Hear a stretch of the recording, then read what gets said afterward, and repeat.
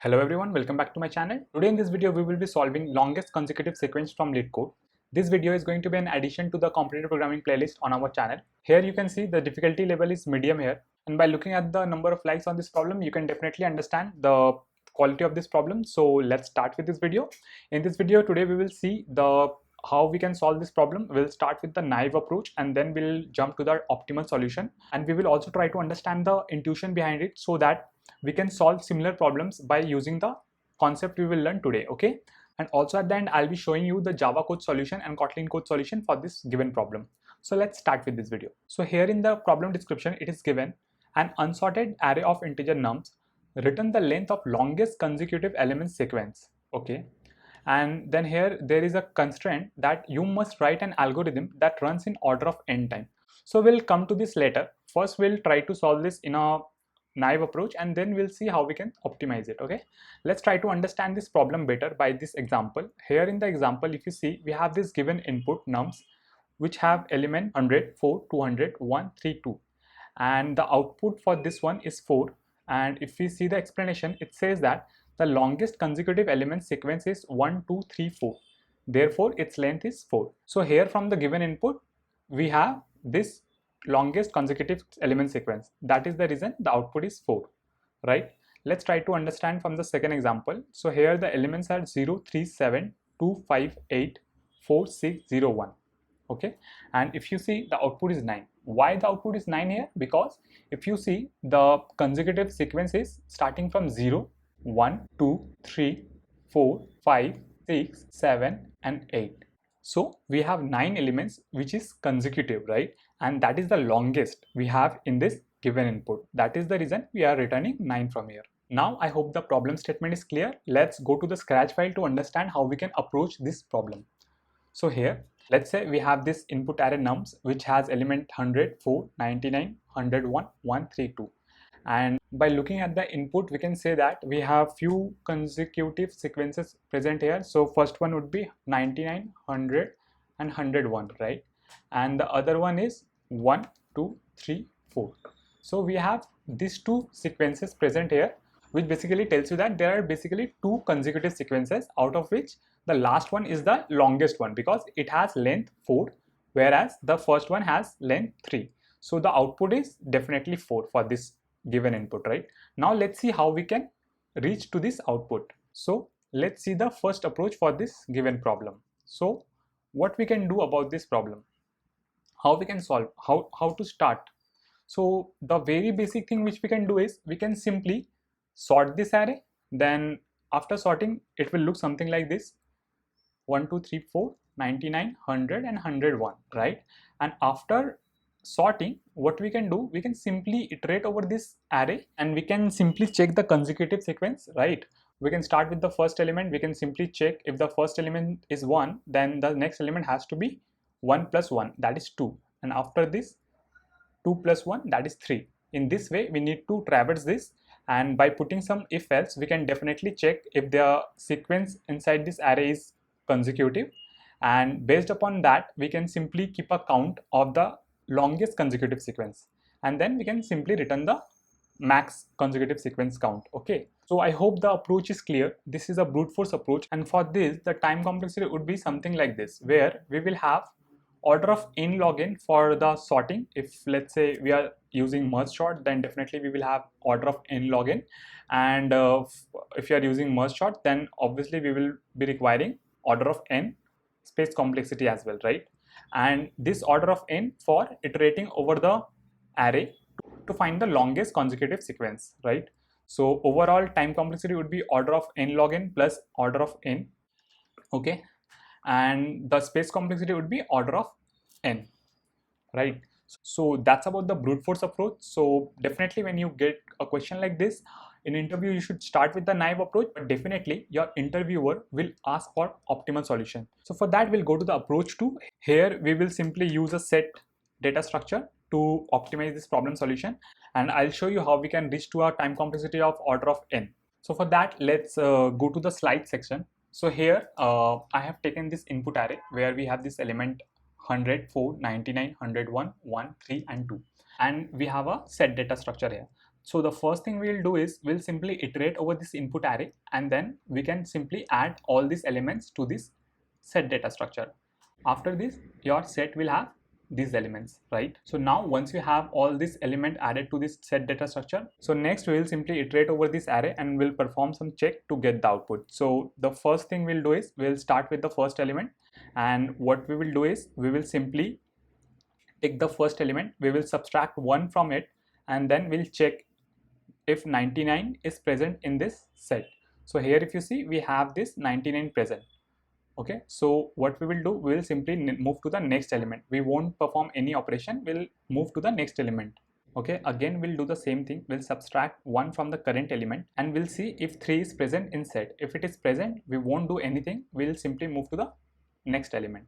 Now the next element is 99, and we see after subtracting 1, we need to check if 98 is present inside this set data structure.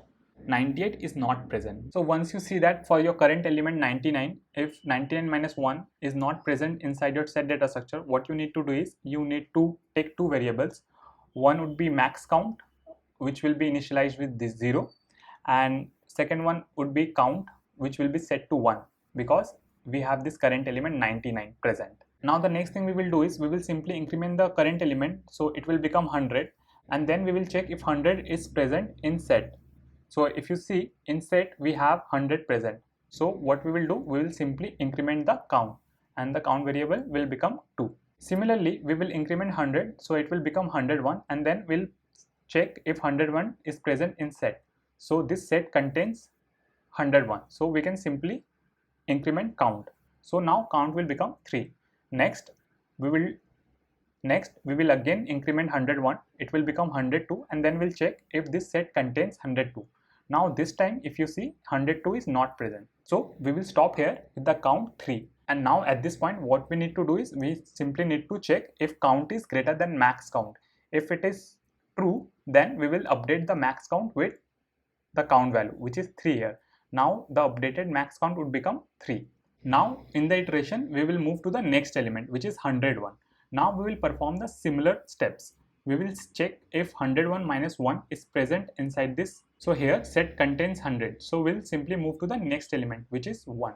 So we'll do the same thing. We'll check if 1 minus 1, 0 is present in set. Now 0 is not present in set, so what we need to do is we simply need to set a count variable to 1 for this current element. So it will look something like this. So previous max count was 3. Now for the current element 1, we will set the count to 1. Now the next thing we need to do is we need to increment this current element and check if that value is present here. So after incrementing 1, we will have 2, right? Now then this set has 2 in it, right? So that means your count will also increment to 2. So for 2, we have the count set to 2. Now again we will do the same thing. We will increment 2, it will become 3. Now 3 is present, so your count will become 3. Similarly, we will increment 3, that is 4, and 4 is present in this set. That means your count also will get incremented to 4. Similarly, again we will increment 4 to 5 and we'll see if it is present. It is not present here, that means we can stop here and we can simply update this count value to the max count as it is greater than max count, right? So now the updated max count would be 4. Now from here we will simply move to the next element in our iteration, that is 3. Now 3 minus 1 is 2 and 2 is present in the set, so we'll simply move to the next element, which is 2. Now we'll do 2 minus 1, which is 1, which is already present in the set. So we will simply go to the next element. Now there is no next element, we have reached the end of the array. So we'll simply return the max count. Now this max count basically becomes your output, as it indicates that this is the longest consecutive sequence in the given array. I hope the steps are clear to you. Now I'll tell you the intuition behind it, how it works, why we are performing this -1 with the current element, and then we are checking if it is present in the set. We are doing that to avoid an extra check. Let me tell you how. Let's say when you start with the first element, let's say your first element is 100. Now you want to check for the consecutive ones, right? So you will check for 101. From here you will reach here, right? 101, and then from here you will try to see the next consecutive element, which is 102. Now 102 is not present. So what you will do, you will simply keep a count that there is a consecutive sequence of length 2. So for 100 you got a sequence of length 2. Now let's say when you calculate for 99, you will again do the same thing, right? You will check for the next consecutive value, which is 100. Again from here you will check for the next consecutive value, which is 101, right? And from here the next value should be 102, which is not present here. That indicates starting from 99 you got a consecutive sequence of length 3. So if you notice here, we have this overlapping sequence, right? One which was 100 and 101, and other one 99, 100 and 101. So here 100 and 101 is a overlapping sequence. That means we are evaluating this sequence twice, which will lead to a time complexity of order of n square. So just to avoid that, what we are trying to do is we are trying to start with a least value of a sequence. That means let's say if the sequence is 1 2 3 4, then we always want to start with the 1.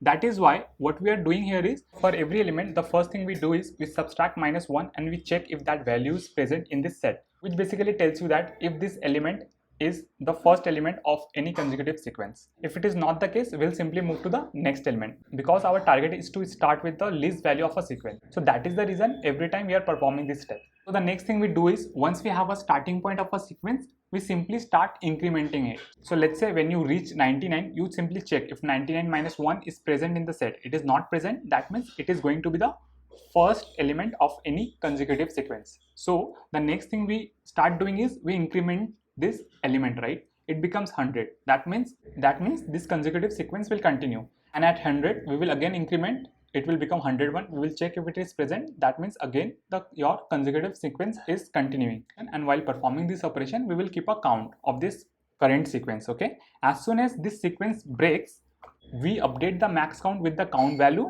and then we reset the count value, and in this way we are getting this output, right? And in this way we are getting longest consecutive sequence. I hope the solution and the intuition behind it is clear to you. Now we will talk about the time complexity. So here the time complexity is order of 3n. Let me tell you how. The first thing we were performing was we were adding all the elements to a set data structure.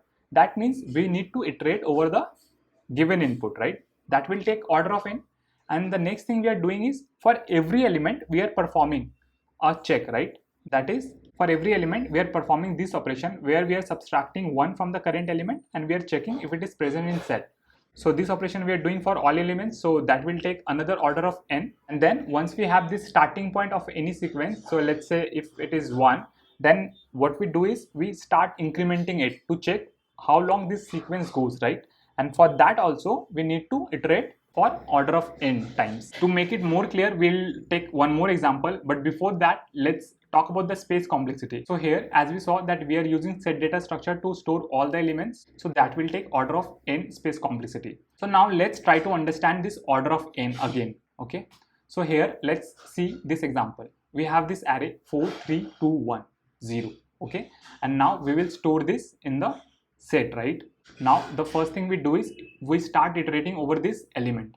So the first thing we check is if the current element -1 is present in this set data structure, right? So for the first element 4, 3 is present, right? And for the second element 3, 2 is present. For the third element 2, 1 is present. For the fourth element 1, 0 is present here. And for the last element 0, -1 is not present, right?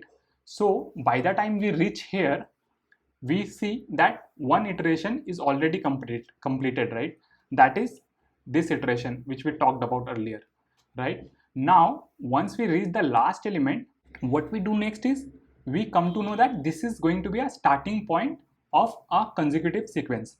Now the next thing we start doing is we start incrementing it, right? So it will look something like this. So from here we set the count to 1 and then we increment it, right? It becomes 1 and we increment the count as well. Similarly, we increment it to 2, then 3, then 4 and its corresponding count value, right? And then when it becomes 5, we see that 5 is not present in set.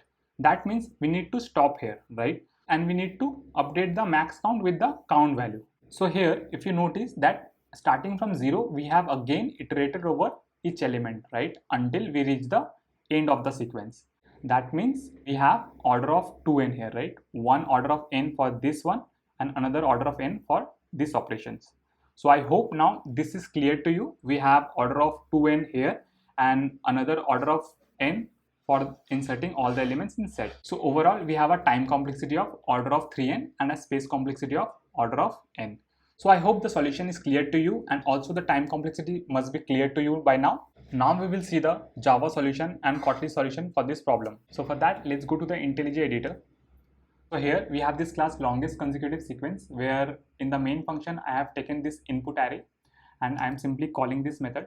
So here in this method we have this nums as an input parameter, and here we are initializing a hash set in the starting, and then we are iterating over this input array and we are adding all the elements to the set data structure, and then we are initializing a max count with 0, and then again we are iterating over this nums array, and for the current number we are checking if current number -1 is present in the set. If it is not present, then we simply set the count to 1, and here we check the length of the consecutive sequence starting from the current number by simply incrementing the current number, right? So here every time we increment the current number and check if it is present in the set, and then we increment the count value, and once we reach the end of the sequence we simply check if this count value is greater than the max count. If it is the case, then we simply update the max count, and in this way, once this iteration gets over, we can simply return the max count, which is basically the longest consecutive sequence. So this is the Java solution for the given problem. Now next we'll see the Kotlin solution for this problem. So here we have this main function where we have initialized the input array, okay, and then we have called this method max consecutive sequence, where we have this nums as input parameter. The first thing we are doing is we are initializing a hash set, and then we are iterating over the input array to add all the elements in the set data structure, and then we are setting the max count to 0, and then we start iterating over the element of nums, and then we check if the current number -1 is present in set or not. If it is not present, we simply set the count to 1, and then we assign this value to a current number variable. And here in the while loop, we are basically checking the length of the consecutive sequence starting from the current number. So what we are doing here, we are simply incrementing the current number by 1, and we are checking if this is present in set, then we simply increment the count value. Once this is done, we simply need to check if the count value is greater than max count. If it is the case, we simply update the max count, and finally after this iteration we simply return max count, which is nothing but your longest consecutive sequence. I hope the solution is clear to you. So that's all about this video. If you have any alternate solution, please put it in the comment section. And also, if you are new to this channel, do check out our competitive programming playlist. There I have added more than 15 videos from LeetCode. It will definitely help you to enhance your coding skills. That's all about this video. If you learned something from this video, please hit the like button. And if you're new to this channel, please don't forget to hit the subscribe button and press that bell icon so that you get notified for our upcoming new videos. Thank you for watching.